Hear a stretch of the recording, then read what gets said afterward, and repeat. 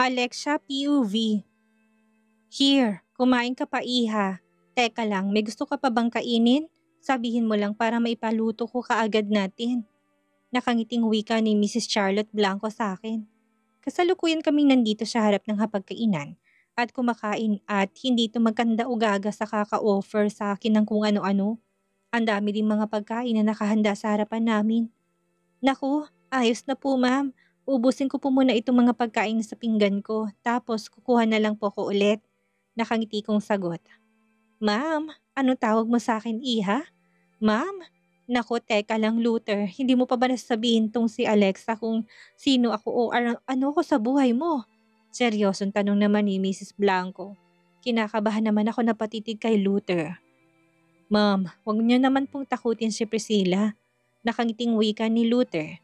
Ang alam ko noon pa man hindi na magkasundo ang mag-ina na ito pero siya ngayon nakikita ko namang medyo close na yata sila sa isa't isa. Hindi ko siya tinatakot. Nagtataka lang ako kung bakit hanggang ngayon ma'am pa rin ang tawag niya sa akin. Sagot naman ito sa anak nito.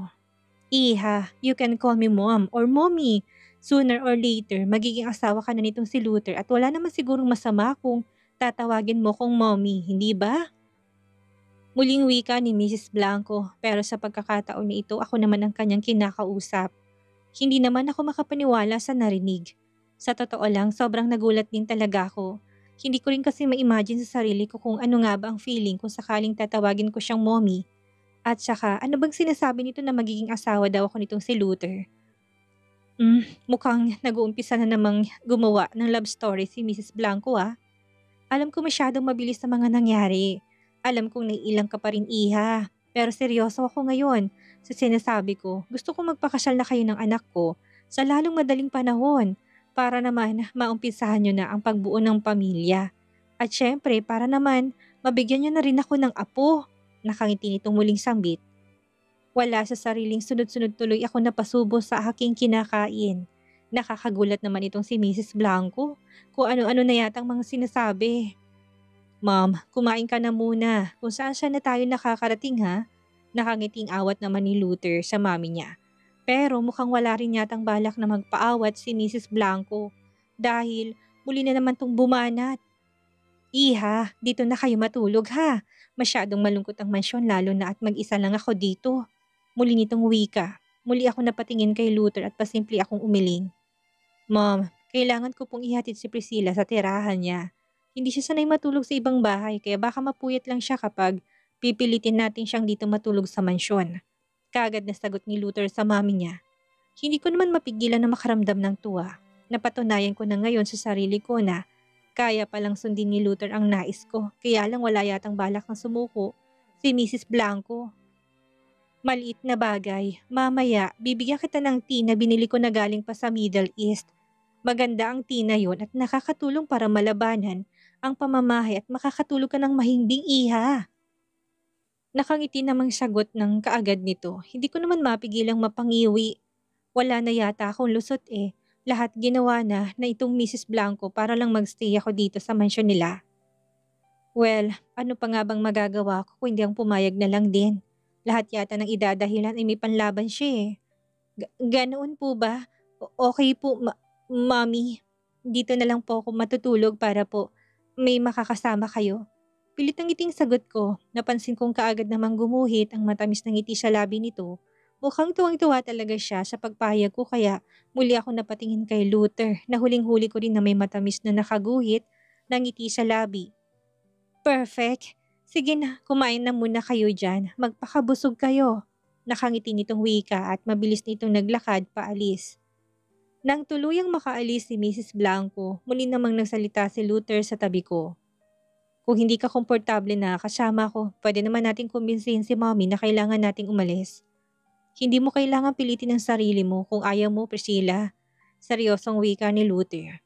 Kagi din naman ako umiling. Ayos na, Luther. Nakauo na ako sa mommy mo at nakakahiya naman kung magdadahilan ulit tayo sa kanya. Ayos lang talaga. Walang problema sa akin. Nakangiti kong sagot dito. Talaga? Are you sure na ayos lang sa'yo? Nakangiting tanong ko sa kanya. Kaagad naman akong tumango. Walang problema. Sanay naman ako sa presensya mo noon pa, kaya ayos lang. Nakangiti kong sagot. Thank you Priscilla. Don't worry, hindi ako gagawa ng mga bagay na hindi mo magugustuhan. Seryosong wika niya sa akin. Alam ko naman yun, Luther. Malaki ang tiwala ko sa'yo at alam kong safe ako palagi sa tuwing kasama ka. Nakangiting sagot ko rin sa kanya. Wala naman talagang mawawala kung magsasama kami sa isang silid na matulog dahil dati naman namin itong ginagawa. Saka gusto ko rin makita at maramdaman kung talaga bang nagbago na tong si Luther. Gusto ko makita kung hanggang saan ang paggalang na kaya niya ibigay sa akin. Sa kama at ayos na ako dito sa sofa, narinig kong wika ni Luther. Pagkapasok pa lang namin sa kwarto, ito kaagad ang unang kataga na lumabas sa bibig niya. Sa bagay, ipokrita ako kung hindi ko aaminin sa sarili ko na kanina ko pa rin iniisip ang mga posibleng mangyari kapag magkasama na kami sa isang silid. Aminado din ako na kanina pa ako kinakabahan. Feeling ko, bumalik kami sa dati, kagaya ng mga panahon na maayos pang pagsasama namin ni Luther. Luther, ayos lang. Bakit ka pa sa sofa kung pwede ka naman dito sa kama? I mean, malaki ang kama at sobra-sobra sa ating dalawa to. Nakangiti kong sagot sa kanya. Napansin kong saglit nung natigilan. Ilang saglit din napatitig sa akin na para bang inaarok niya kung seryoso ba ako sa sinasabi ko pero noong ngumiti ako sa kanya, napansin kong kislap ng tuwa sa mga mata niya. Thank you. Well, kung anong mas makakabuti between us. Doon tayo, sagot niya. Hindi ko naman mapigilan ng matawa. Feel at home, Priscilla. Malaya mong gawin ang lahat ng gusto mong gawin. Matulog ka na. May mga bagay pa akong dapat natapusin at lalabas na muna ako. Muli niyang wika at hindi na nito hinintay pang maging sagot ko. At mabilis na itong lumabas ng kwarto. Nagtatakang nasundan ko na lang ng tingin itong si Luther. Akala ko kasi talagang matutulog na din ito. Lalo na't halos 10:00 na ng gabi. Napasarap kasing kwentuhan namin sa labas at hindi na namin namalayan pa ang oras. Muli kong inilibot ang paningin ko sa buong paligid. Nagsusumigaw ang karangyaan sa buong paligid. May malaking paintings na nakasabit sa wall at isang malaking frame na mukha ni Luther ang nasa larawan. Kung ganun, may sarili din palang kwarto tong si Luther dito sa mansyon ng mga Blanco. Never niya pa akong dinala dito dati para matulog. Ito din ang kauna-unahang pagkakataon na nakapasok ako sa naturang silid at masasabi ko na hindi ito nalalayo sa silid ni Luther sa villa. Kung ganda at karangyaan ang pag-uusapan. Ganun pa man pinagkibit-balikat ko na lang iyon, may damit pantulog ng maayos na nakapatong sa ibabaw ng kama. Nagagamitin ko kaya naman nagpasya na akong pumasok mula ng banyo para maglinis ng katawan.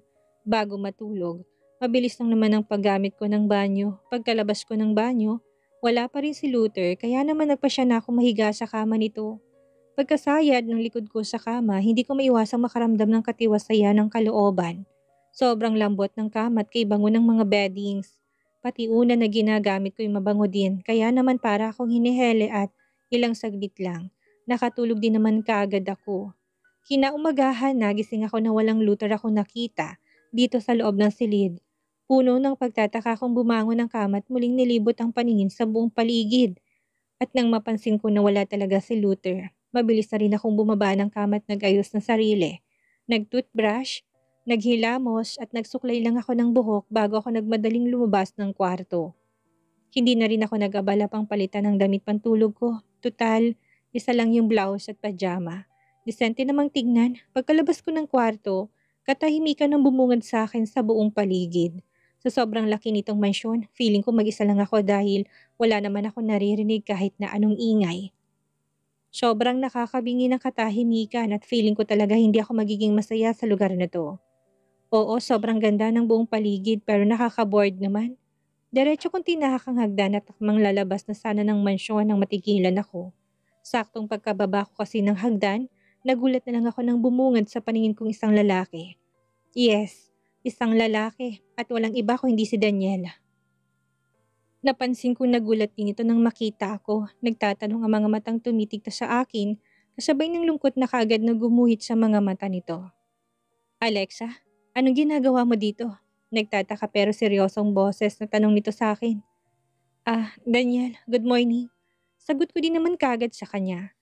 Sa totoo lang, hindi ko alam kung paano siya pakikiharapan at kung paano ko sasagutin ang tanong niya. Ano nga bang ginagawa ko dito sa mansyon? Nasaan si Luther? Nagkabalikan na ba kayo ni Uncle? Seryosong tanong sa akin ni Daniel. Kitang-kita ko sa mga mata nitong lungkot kaya hindi ko alam kung paano ko ba sasagutin ang tanong niyang ito ngayon na hindi ito masasaktan. Daniel, ano bang klaseng tanong yan? Saka, bakit? Sagutin mo ko, Alexa. Nagkabalikan na ba kayong dalawa? Muling tanong nito sa akin. Natameme naman ako, lalo nang mapansin ko na nag-uumpisa ng mamula ang mga mata nito na halatang nagpipigil na itong maiyak. Hindi ka makasagot. Kung ganun, bumalik ka na ulit sa kanya. Na muli kang nagtiwala sa kanya sa kabila ng mga ginawa niya sa'yo noon? Seryosong muli niyang wika. Hindi naman ako nakaimik. Alexa, alam mo bang mahal pa rin kita? Mahal na mahal kita at kumukuha lang ako ng tiyempo para maagaw ka ulit sa kanya. Pero bakit? Bakit gusto mo pa rin siya? Una akong dumating sa buhay mo. Naging magkasintahan tayo ng ilang taon pero bakit si Uncle pa rin? Bakit siya pa rin ang pinili mo? Muli niyang bigkas. Daniel, I am sorry. Sorry kung hindi na kita kayang mahalin. Si Luther. Si Luther ang mahal ko at kahit na nagkasala siya sa akin. Naging marupok ako. Siya pa rin. Siya pa rin ang mahal ko, Daniel. Seryosong sagot ko sa kanya. Napansin ko ang tuluyang pagpatak ng luha sa mga mata nito. Palatandaan na sobra tong nasaktan sa sinabi ko.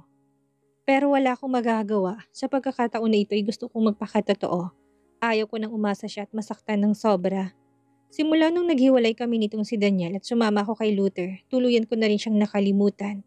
Hindi ko na siya mahal at hindi ko na rin alam kung talaga bang minahal ko siya.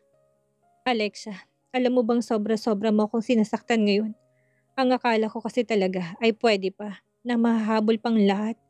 Sobra kong pinagsisisihan ang lahat ng mga pagkakamali na nagawa ko sa'yo noon. Mahal kita. Mahal na mahal kita at wala akong ibang gusto. Kung hindi ang mahalin mo ulit ako. Seryosong bigkas niya. I am sorry, Daniel. Maraming mga babae dyan na mas karapat dapat na mahalin mo. Wag ako dahil hindi na pwede. Seryosong sagot ko sa kanya. Sa pagkakataon nito, kitang-kita ko ng luha sa mga mata nitong si Daniel. Hindi naman ako makapaniwala sa nasaksihan. Nasa hinagap, hindi ko akalaing iiyak ng ganito si Daniel sa harapan ko. Isa siyang lalaki na mataas ang pride at hindi nagpapakita ng pagiging talunan. Pero sa nakikita ko ngayon, mukha siyang isang batang paslit na nakikiusap na mahalin din. Bakit si Uncle pa? Siguro kung ibang lalaki, kayang-kaya kong tanggapin agad.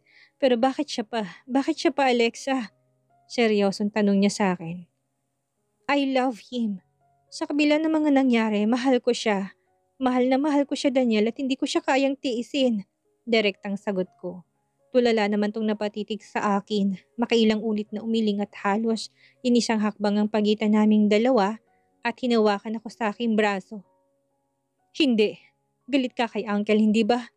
Hindi ako maniniwala na mahal mo siya. Napipilitan ka lang. Sabihin mo sa akin, Alexa, tinakot ka ba ulit ni Uncle kaya ka bumalik sa kanya? Pinagbantaan ka ba ulit? Sabihin mo sa akin dahil ipagtatanggol kita laban sa kanya. Itatakas kita at lalayo tayo. Seryosong sambit niya. Mabilis naman akong umiling. Pinilit ko din kumawala mula sa mahigpit na pagkakahawak niya sa akin. Mukhang desperado na yata si Daniel at walang balak na tumanggap ng pagkatalo. No, hindi niya ako pinilit. Sarili ko tong desisyon dahil mahal ko siya. Naintindihan mo ba ako, Daniel? Mahal ko ang tiyuhin mo at handa akong sumugal ulit sa ngalan ng pag-ibig. Seryosong sagot ko. No, hindi totoo yan, Alexa. Sumama ka sa akin. Itatakas kita sa kanya. Lalayo tayo. Tama, lalayo tayo. Pupunta tayo sa lugar na hindi niya tayo masusundan. Please, please Alexa, pumayag ka na. Seryosong wika nito. Sa pagkakataon na to, pinipilit niya na akong hilahin pero patuloy din ako nagpupumiglas sa kanya. No, no Daniel. Hindi ako sasama sa'yo. Bitawan mo ko. Bitawan mo ko, Daniel. Nakikiusap kong bigkas, lalo nang maramdaman ko na ginagamitan niya na ako ng puwersa. Pilit niya akong hinihila pero pilit din ako nagpupumiglas hanggang sa, Daniel! Isang malakas at maotoridad na boses ang biglang nagpatigil dito. Natigilan si Daniel at halos sabay kaming lumingon sa pinanggalingan ng boses na yon. At hindi ko mapigilan ang makaramdam ng tuwa na sumalubong sa paningin ko. Ang seryosong mukha ni Luther. Mabilis ang hakbang na naglalakad to palapit sa amin. Isasama ko na si Alexa, Uncle. Mahal ko siya at hindi ko kayang mabuhay nang wala siya. Seryosong wika ni Daniel. Bitawan mo siya. Sino nagbigay sa'yo ng karapatan na iharas siya? Sigaw ni Luther na galit, sabay hawi nito sa kamay ni Daniel na mahigpit na nakahawak sa braso ko. Kaya lang nung mapansin yata ni Luther na wala akong balak na bitawan itong si Daniel, malakas nitong sinapak sa pisngi na siyang dahilan kaya kaagad na bumagsak si Daniel sa malamig na sahig. I already told you na wag mo nang istorbohin si Priscilla, pero ang tigas talaga ng ulo mo, Daniel. Galit na muling sigaw ni Luther at akmang susugurin ulit nito. Ang nakahundusay na si Daniel pero mabilis ko na siyang pinigilan. No, Luther, no. Please, wag na, tama na. Wag mong idaan ang lahat sa dahas, please. Seryosang wika ko. Natigilan naman ito ng ilang saglit lang. Malamlam ang mga matang tinitigan ako. Hayaan mo na si Daniel, please. Pwede ba kahit na anong mangyari pamangkin mo pa rin siya? Kaya sana wag mo siyang saktan. Nakikiusap kong wika. Matalim ang mga matang tinitigan ni Luther si Daniel bago ako nito hinawakan sa kamay at hinila paalis. Luther, saglit lang. Paano si Daniel? I think kailangan niya na matingnan ng doktor. Dumudugong bibig niya. Seryosong wika ko. Hindi ko rin kasi kayang iwanan si Daniel sa ganitong sitwasyon eh. Naawa ko dito at kahit papano naging mabait din naman itong si Daniel sa akin. Sa kabila ng mga nangyari sa amin noon, tatawagan kong doktor para matignan siya. Or kung kinakailangan na dalhin natin siya sa ospital. Yan ang gagawin natin. Seryosong sagot ni Luther. Muli akong hinila nito pero natigil din ng bigla na lang nagsalita si Daniel. Sana lang talaga panindigan mo na si Alexa sa pagkakataon na ito dahil kung hindi ako mangingimi na agawin siya sa'yo at ilayo siya ng tuluyan sa'yo, Uncle. Seryoso nitong wika. Natigilan naman ako. Hindi ko alam kung naghahanap na talaga ng sakit ng katawan tungkol si Daniel. Dahil nagawa niya pa talagang magsalita ng ganitong bagay. Hindi mangyayari yan. Mahal ko si Priscilla. Tanda akong ibigay ang lahat ng bagay na makakapagpasaya sa kanya. Seryosong sagot nito. Hindi naman ako makapaniwala sa narinig. Sa tuwing naririnig ko mula sa bibig ni Luther ang salitang pagmamahal, hindi may paliwanag na tuwa ang nararamdaman ng puso ko. Patunayan mo, Uncle. Sana mapanindigan mo na siya sa pagkakataon ito dahil hindi ako susuko. Kapag makita ko na muli mo siyang pinaiyak, ipaglalaban ko na siya ng tuluyan, Uncle. Muling wika ni Daniel. Dahan-dahan din tong bumangon at naupo sa malamig na tiles ng mansyon. Huwag ka nang umasa pa na mangyayari yun. Kung gusto mo maging maayos ang pagsasama nating magkapamilya, huwag ka nang gumawa ng mga bagay na hindi ko magugustuhan. Noon pa man, alam mo nang hindi na pwedeng maging sayo si Priscilla. Sana malinaw na sa'yo tungkol sa bagay na yan. Seryosong muling bigkas ni Luther. Pagkatapos niya sabihin ang katagang iyon, muli niya akong hinila paalis. Nagpatianod naman ako. Tinahak namin ang daan palabas ng mansyon. Pagkadating namin sa labas, diretso na kami ng kotse. Pinagbuksan na muna ako ni Luther ng pintuan at inalalayan na makasakay bago ito pumesto sa manibela. Luther, paano mga pala naging pamangkin si Daniel? Nagtataka kong tanong dito. Hindi ko kasi talaga ma-imagine at saka noon pa man, halatang hindi na sila magkasundo ni Daniel. Anak siya ng kapatid ko sa labas. Seryosong sagot nito. Kaagad naman nalaki ang mga mata ko sa gulat. Ha? Talaga? Bigkas ko sabay tutup sa bibig ko. Nagmumukha yata akong tsismosa sa mga ginagawa kong to eh. Saka hindi ko rin kasi talaga alam na may kapatid pa tong si Luther eh. Ang akala ko talagang nag-iisa siyang anak. Yeah, may isa akong kapatid kaya lang nasa sinapupunan pa lang si Daniel ng mommy niya. Namatay ang kapatid ko, car accident. Lango sa alak habang nagmamaneho dahil nung mga panahon na yon, gustong makipaghiwalay ng mommy ni Daniel sa kanya. Seryosong wika nito. Hindi naman ako makapaniwala sa narinig. Hindi ko to inasahan. Solong anak ka ng mommy at daddy mo tapos ang daddy mo ay nagkaanak sa labas, ganun ba? Seryosong tanong ko. Kagad namang tumango si Luther. Ganun na nga. Hindi ba't sobrang gulo ng pamilyang ito? Sagot niya naman kagad sa akin. Hindi naman ako nakasagot. Oo nga, sobrang gulo ng pamilya nila. Ay, napaka-komplikado na lahat. Ilan na nga lang sila, ang agad ding nagkamatayan ng miyembro ng pamilya nila. Now, alam mo na kung bakit medyo malayong loob ko kay Daniel. Yun din ang dahilan kung bakit sa dami ng mga babaeng dumaan sa buhay ko, iniiwasan ko na magkaanak sa kanila. Ayaw ko maging komplikado ang lahat. Ayaw ko din na maging magulong buhay na magiging anak sa babaeng mahal ko. Muling wika ni Luther kasabay ng muling paghahawak niya sa kamay ko. Luther, alam mo bang posible na hindi na rin kita mabigyan ng anak ko sakaling ako pa rin ang pipiliin mo? Seryosong tanong ko din sa kanya. Napansin kong saglit natigilan. Tumitig siya malayo bago nagsalita. I don't care. Mabibigyan mo man ako ng anak or hindi, wala akong pakialam, Priscilla. Ang importante lang sa akin ngayon ay mga kasama kahabang buhay. Seryosong sagot niya sa akin kasabay noon ay yung pagdukot ng kung anong bagay mula sa bulsa niya. Isa yung maliit na kahon na kulay pula at nang ilabas niya yun, ay kaagad na namilog ang mga mata ko sa gulat nang tumambad sa mga mata ko ang isang kumikinang na singsing. Luther, will you marry me, Priscilla? Please. Gustong gusto na kitang makasama habang buhay kaya sana pumayag ka. Seryosong sambit niya. Hindi ko naman namalayan ang pagpatak ng luha sa aking mga mata. Pakiramdam ko nakalutang ako sa alapaap sa sandaling ito. Hindi ko inaasahan na magpo-propose siya sa akin ng kasal. Luther, paanong? Marry me, Priscilla. Ikaw lang ang babaeng gusto kong makasama habang buhay at sa pagkakataon na ito. Hinding-hindi ko nahayaan pa na masasaktan ka ulit. Please, Priscilla. Mahinang sambit niya. Patuloy pa rin ang sunod-sunod na pagpatak ng luha mula sa aking mga mata, kasabay ng dahan-dahan kong pagtango.